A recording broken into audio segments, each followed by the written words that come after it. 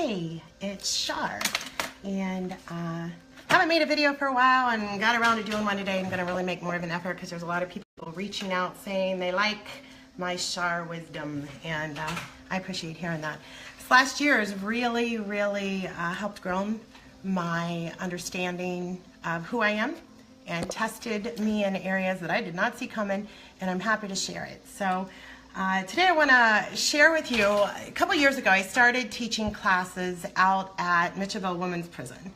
And my class was an exit strategy class. So in order to get out, they had to take my class, and in the time that they were taking my class, they're learning things that maybe you and I would take for granted knowing, but a lot of them don't know things on what do you say at interviews, how do you dress, how do you show up, how do you plan ahead. And you know, if they didn't have people in their life showing them these skills, you don't learn them. They're just not downloaded. Somebody has to show them and teach them to you. So we're teaching interview skills, how to dress, some of the tools that are out there waiting for them so that we can set them up for success. Because when they're leaving prison, their ability to obtain and keep a job will really dictate on if they're going to return or not. So one of the things that I would have to teach them, or equip them with, was how do you overcome, because this is in the prison, how do you overcome the felony objection?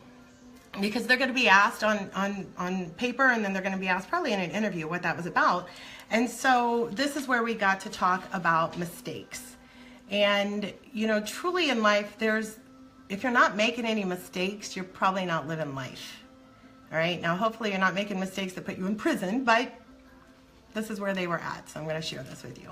And so if you're not making any mistakes, you're not really learning. And if it's through the mistakes that during their interview, what they're supposed to do is look at the person who's interviewing them and say, have you never made a mistake? Because it's only a mistake if you don't learn from it, okay? Mistake, and and if you kind of repeat them over and over and over and over again, that's the only time a mistake is bad, okay? But mistakes are never a bad thing, okay? Mistakes are an opportunity to learn and gain experience. And if you don't slow down and stop and kind of evaluate where you can gain some experience in here and what to do and what not to do again, then you're going to probably repeat the mistake and do it over and over and over again. And truly, in the scheme of things, you can look back after you make a mistake and you can point your finger at the world and blame everybody who's in a room or around you.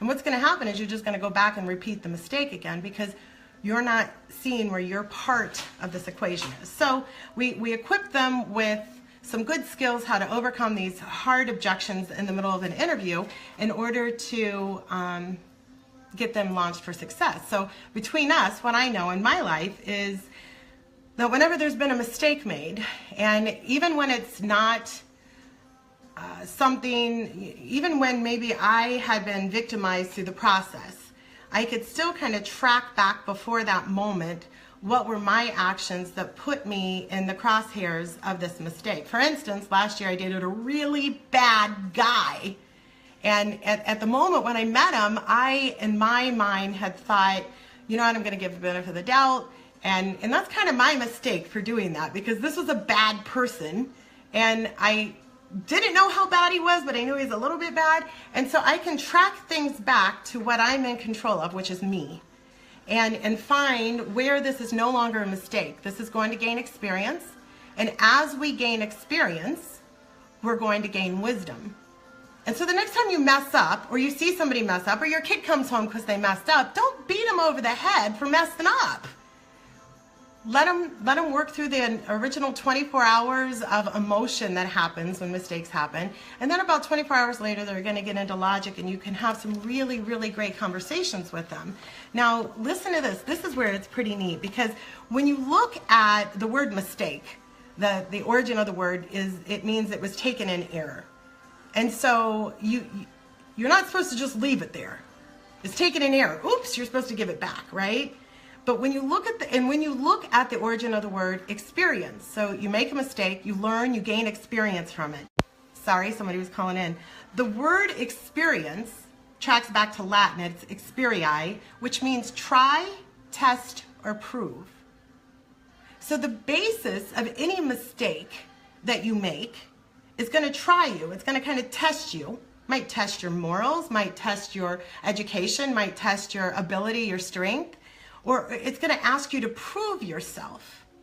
And that every time you're able to gain a little bit more experience, you gain some wisdom. Now, sometimes the mistakes might feel like it's going to break you, that it's going to kill you, that it's the worst mistake in your life. So if you're in the middle of making a mistake right now, breathe, all right? Breathe, but then get excited for the opportunity. Now, if you have made a mistake that's harmed another person, hurt somebody, you wronged somebody, you need to apologize and you need to make that part right. But you still can sit there and kind of track back what are the actions that you were in control of. Because as you're able to do that, you're only able to control yourself. You can't control another person, and sometimes you can't even control yourself. So don't try to control another person, okay? But when you're able to go and look in the mirror and find out, what am I supposed to learn here? What experience am I supposed to gain? You can't do that by looking this way at the world. You can only do that by going and looking in the mirror and seeing what is it that you are controlled. There's a really neat quote out by Jim Quick, K-W-I-K. Think about this for a second, okay? If an egg is broken by an outside force, life ends. If broken by an inside force, life begins. Great things always begin from the inside. So if you're going through a mistake that you feel is breaking you from the outside, you could very easily slip into a victim mentality because it's going to feel like your life is ending. But if you take the time and work through the moment and you go and look in the mirror so that you can break that egg from the inside out, that's where true living, true experience, and true wisdom is gained. Is it easy? No, it's not easy, okay? It's not easy at all, and you might start small. For like a couple years ago, I did the Hy-Vee triathlon. Funny story here, by the way. I didn't know there were different types of bikes that you have for triathlons, and the only thing I had was like a mountain bike in my garage. And I'm showing up for this teams in training, and we are biking up 63rd and Grand, and if you live in Des Moines, you know it's a hill, okay? And I was a lot heavier and not in shape, and I am biking up this mountain, it's not a mountain, but it's a hill, and in a mountain bike. And then somebody, it didn't even occur to me to look at the tires and see what everybody else is doing, but somebody was by me and said, Char, you really need a road bike. And I was like, what is this road bike thing? And I went out. I didn't buy one because I was incredibly poor at the time. I borrowed a road bike from somebody. And I'll tell you what, because I'd been biking that mountain bike for a few weeks up and down, once I got a road bike, piece of cake getting up that, no problem at all. It was so easy that I went to Rasmussen's, a local bike shop, and I got those clippy shoes because I thought I was hot crap, okay? My clippy shoes are the shoes that you put on, you clip in the pedals. And the whole theory behind all of that is as you pedal, you're using all your energy, even on the upstroke, so that you can shave a little time off your bike, or just also conserve your energy. And so I thought I was hot crap, right? I'm biking, and the very first day, I get these, and I'm at home, got my kids, they're, 12, 8, 6, and I'm kind of thinking I'm kind of a big deal, right? Come on, watch mom, ride this bike. I got these clip-in pedals, like I know what I'm doing, right? And I let them watch me get on this bike. I'm pretty sure I scarred them from this too. Get on this bike, got my clip pedals in, started biking, and there was a curb, bit it right in front of my kids. Had to be a horrible sight for them to watch. Skinned up the entire left side of my leg, scabbed all the way down. Couldn't move for 2 days, and I don't even know how I got back in the door. And I think that my leg was still stuck underneath the bike in the clip position. And so maybe I could have just right then quit and never biked again and said, that's not acceptable.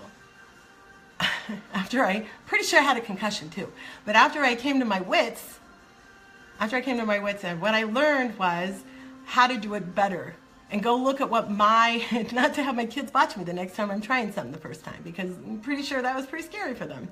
And so being able to go back, I could have just let the outside world influence my opinion in that moment and never got on a bike again and just said, never, not going to happen. Or I can go back and evaluate my actions. And let me tell you, that whole experience of training for the Hy-Vee triathlon was amazing. And it grew me and became a corner post of who I am today, on knowing that I can do anything I set my mind to. And it was because I broke through that stuff from the inside going out. So you guys, if you're in the middle of making a mistake, if you got people making mistakes around you and stuff, first off, don't hurt each other, because that's not nice. Love each other. But don't look at it as a moment of failure. And don't look at it as a bad thing. The only reason a mistake would be a bad thing is because you're going to repeat it or you're not going to learn from it. And so you guys, I hope that this message shared something with you.